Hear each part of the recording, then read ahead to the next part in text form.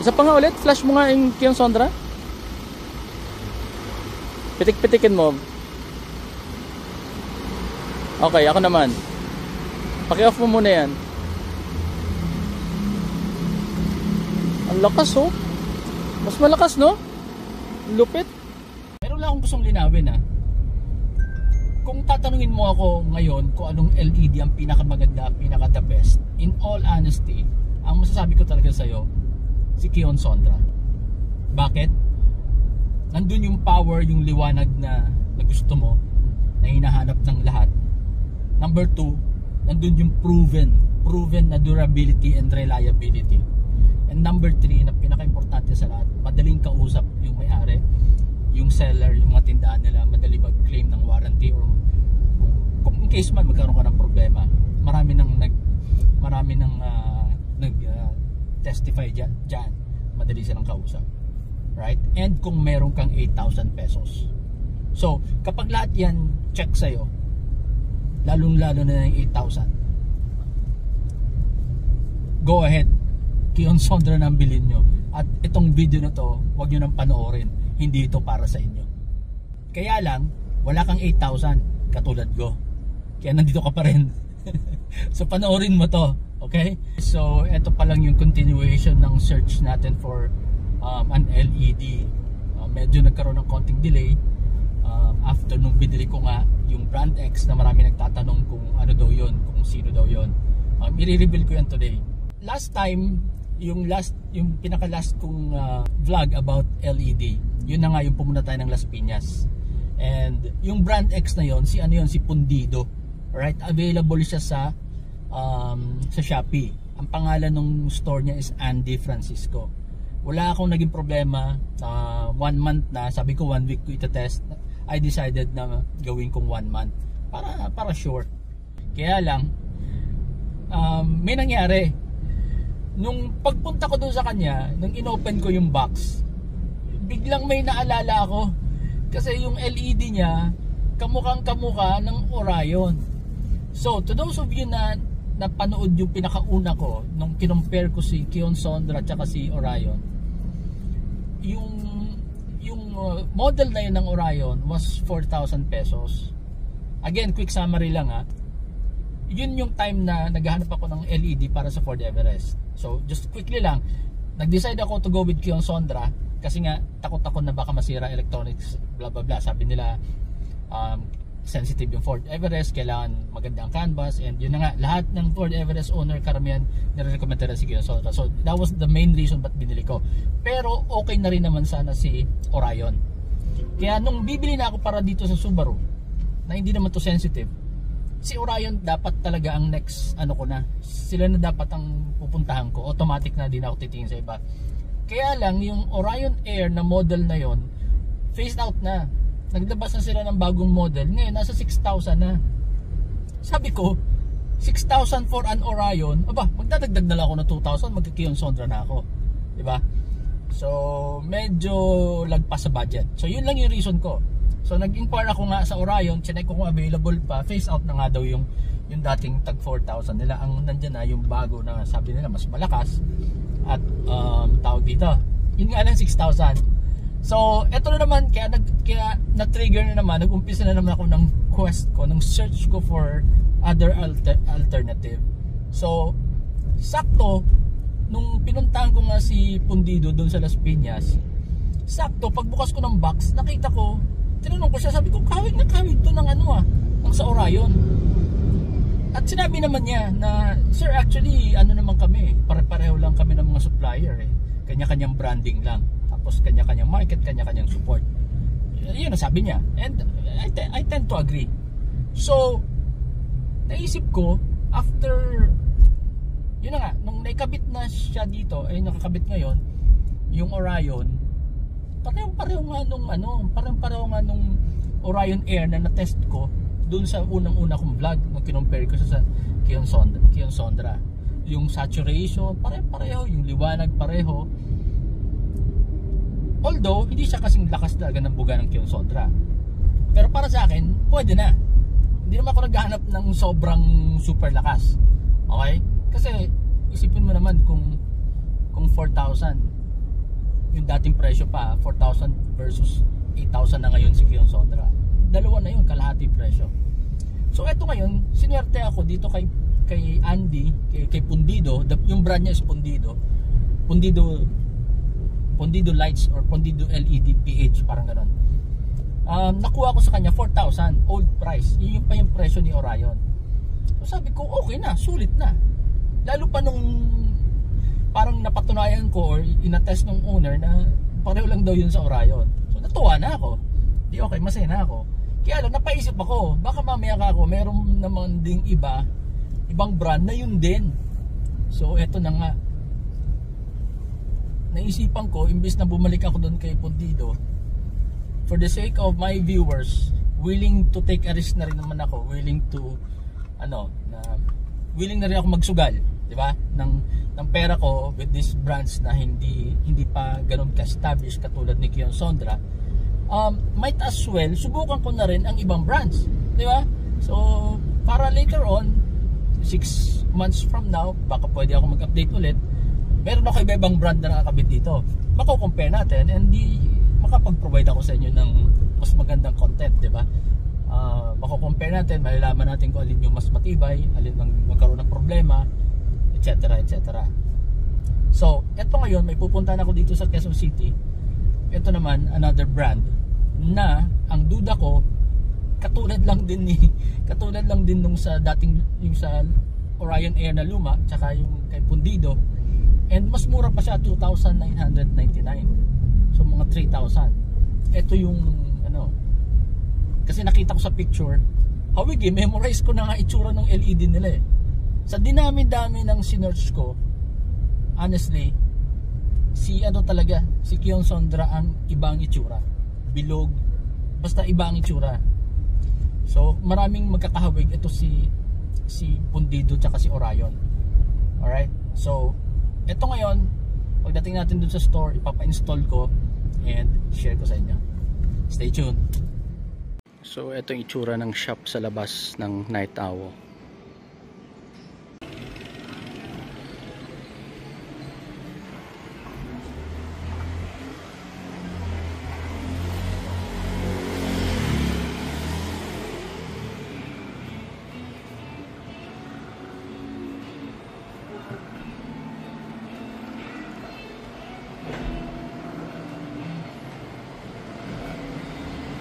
Meron sila ditong aligner. Ayan. Okay, so ito yung box ng H11, 45 watts sa 6,000 Kelvin. White na white siya. So fanless. Ayan. And then ito yung 2,999. Pa-phase out na yung model na yan. Papalitan itong bagong model nila. Ayan. 6,000 Kelvin din. This is HB3 for tama, yung pang high beam. This is 55 watts. Within specs pa rin tayo kasi yung Subaru XV, ang low beam niya is 55 watts, tapos yung high beam niya is 60. Guys, reminder lang, always check the car manual for the maximum wattage of your bulbs. And please stay within the specs. Huwag nyo po habulin yung mataas na wattage para lang malakas yung ilaw nyo. Paano kung masunog ang kotse nyo? Hindi naman po kayo sasagutin ng pinagbilhan nyo ng bulb. Nasa huli ang pagsisisi. Ilang wattage nga nito, sir? Itong H11? 45. So within specs pa naman tayo kasi 55 yan eh. Tapos itong bago, ilang wattage? 55 din. Pareho sila 55? Akala ko mas mataas. 45 itong H11, itong 55. Within specs tayo kasi 60 yung akin eh. Yung high beam niyan 60 eh. So okay. So yung una mo, yung sa kaliwa, yan yung 18,000 lumens in 2,999. Okay. Tapos yung bagong model, pakipatay po ng isa. Mas malakas nga, no? So yun HB3 yan, ano? Okay. Yung manufacturer nito sa China, sila rin gumagawa nun sa Philips. So parang kinopya to sa Philips. Bago ano, color blue. Pero kung in terms sa bigat, parang pareho lang sila. Pero mas mukhang solid to eh. No? Saka wala na itong rubber, oh. Ito meron. Gawin mo na rin tong 2 years ang warranty. Ito, kunin ko yung dalawa. Pwede ba yun? Sige, sir. Okay. Kumbaga, yung low beam, ito. Oh, yung low beam to. Ito, pag low beam, yan ang mas babad. Yan mas gamit. Ito, bihira lang. Pero maganda yan dahil mas malakas yan. Magandang panggulat. Pag may kasalubong kang hindi nagbababa ng hilaw, pipitikin mo yan, magugulat siya yan. Okay na yan para ano. Kasi wala rin naman silang stock ng H11 ito eh. So no choice naman tayo. Talagang itong mas mura pa. Kasi 4,500 yan. Ito 2,900, 3,000. 1,500 ang difference. Sige, okay na yan, boss.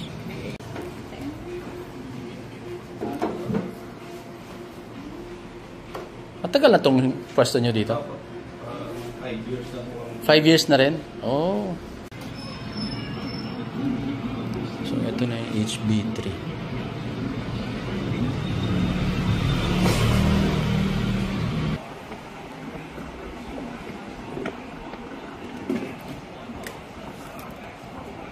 Ayan, low beam, high beam.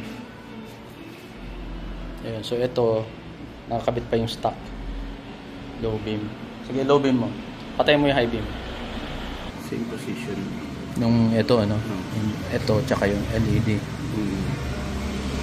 Okay. Ayan na, naka-install na. HB3, H11.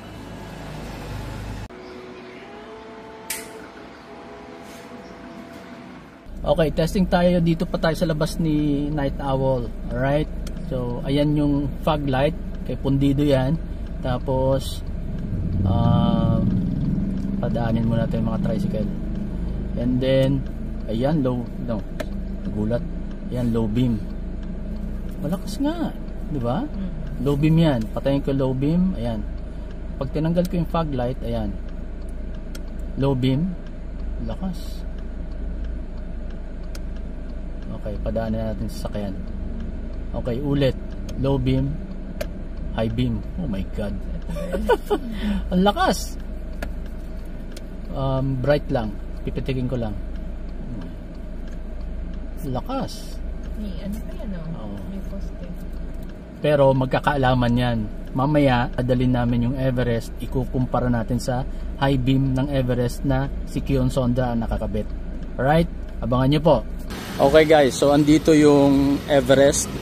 Again, para sa mga ngayon lang manunood nito, konting background muna. Yung Everest natin, naka Kion Sondra yung high beam, yung low beam, yung stock lang niya na HID yata yan, and then yung fog light, eto, fog light Kion Sondra din.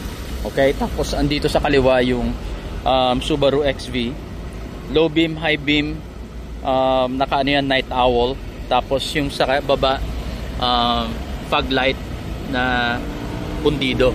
So testingin natin. Alright, so right side again, pundido, fog light. Ayan.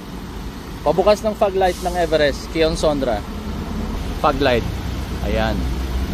So like ng sinasabi ko before, mas saturated talaga yung kulay ng pundido, no? Parang si Orion noon. Mas light ang pagka dilaw ni Kion Sondra, pero parang mas maliwanag, di ba? Ayan. Kung napanood nyo po itong vlog na to, sinabi ko dyan na mababa ang level ng fog lights ng Subaru XV. Kaya this time, tinaas ko na, kaya ayan, mas malayo na yung tapon. At tumapat na siya sa tapon ng Kion Sondra. Lakad tayo dito sa unahan para makita natin mabuti dito sa bandang dulo. And parang, ang tingin ko parang halos pareho na no? Except yan, medyo may puti dun sa may poste. And that is because of the lamp post. And then ito ngayon, kapag tingnan mo siya sa harap, may napapansin ba kayong pagkakaiba? Ako ang tingin ko, halos pareho lang eh. Ano sa tingin nyo? Okay, low beam. Patayin mo yung fog light. Ayan. So, ito ngayon yung low beam. Again, ito si Night Owl. Okay? Ito si HID, stock lang to. Stock ng Ford Everest. Pakipatay ulit ng low beam. Ayan. Pakibukas ng low beam ng Everest. Mas malakas yung mas malakas yung night owl sa HID ng Everest stock. Ayan, no? Very obvious, mas malakas. Okay, high beam. Kion Sondra, high beam. High beam. Yan. Parang halos pareho, no? Sige, pakibaba ng high beam. Ako mag-high beam. Again, si night owl. Ayan, no? Night owl. Okay, paki-flash ng Kion Sondra. Ayan, no? Okay, ako naman. Mas malakas yung night owl, Isa pa nga ulit, flash mo nga yung Kion Sondra. Pitik-pitikin mo. Okay, ako naman. Paki-off mo muna yan. Ang lakas, oh. Mas malakas, no? Lupit. Okay guys, so kung napapansin nyo itong lugar na to, nandito tayo sa Arcovia and papasok tayo ng C5. So ayan. Okay, so yung windshield natin, naka light tint tayo dito, okay? And again, right now nakabukas yung fog light ni Pundido, nakabukas yung low beam ni Night Owl. Okay, so patayin ko yung headlight. Ayan, fog light lang. Headlight, high beam, low beam, high beam. Malakas, Tanggalin ko yung fog light para makita natin kung anong itsura ng Night Owl sa aspalto. Ayan, okay naman din siya, maliwanag din. Pero like I always say, kapag aspalto talaga yung puti or yung warm na kulay ng stock na ilaw, mabilis lang siyang lamunin ng parang inaabsorb ng aspalto na halos parang nawawalan siya ng lakas. Kaya tingnan nyo pagka binuksan ko yung fog light, ayun, mas kita. Actually kahit patayin ko yung headlight ko, as long as kahit naka lang ako, kahit naka fog light lang ako, mas maliwanag pa. Uy, teka, may aksidente dito ah. Oh no. Kaya pala, akala ko traffic lang. Ayan ang bright niya, ang lakas ng ilaw. Nagulat ako dito sa Night Owl, malakas. Ayan. Naku, sana walang sa likod tinamaan. Naku, tatlo sila nagkarambola. Okay. Diyan sa unahan, medyo madilim dyan sa may flyover, so iikot tayo dyan. So yung mga nakapanood po nung una nating vlog sa Kion Sondra, yung title ng vlog natin yung lintek na Kion Sondra. Dito rin tayo dumaan nun. Kaya lang ngayon mas makinis na, binago na nila yung aspalto. I mean yung kalye, inaspalto nila na mas smooth, pero mas naging dark. So medyo challenging din pagka madilim. So lalo na pag ngayong tag-ulan, medyo mahirap to dito. Kaya I don't know with you guys kung maniniwala kayo sa akin, pero ako talaga pagka fog light, mas gusto ko talaga yellow. So anyway, patayin ko yung fog light. Ayan, ang dilim. And then buksan ko low beam. Low beam. Patayin ko low beam, total darkness, high beam. Maliwanag, Ayan. Low beam ulit. Wala pala. Ayan, low beam. Fog light. Malakas, di ba? Pwede na, lumalaban. So, ano sa tingin nyo?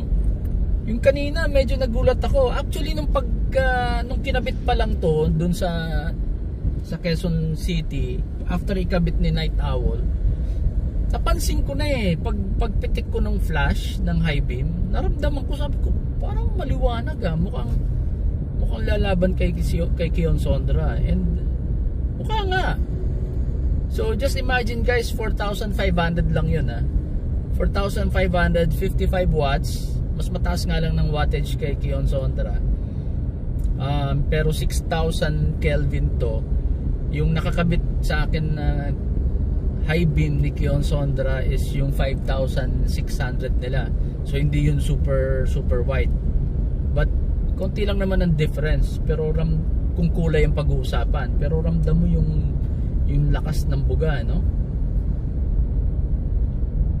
So anyway, since pabalik na tayo, kayo tingnan nyo as we keep driving, tingnan nyo kung anong sa tingin ninyo. Ayan, so nakapatay yung fog light, buksan ko ulit.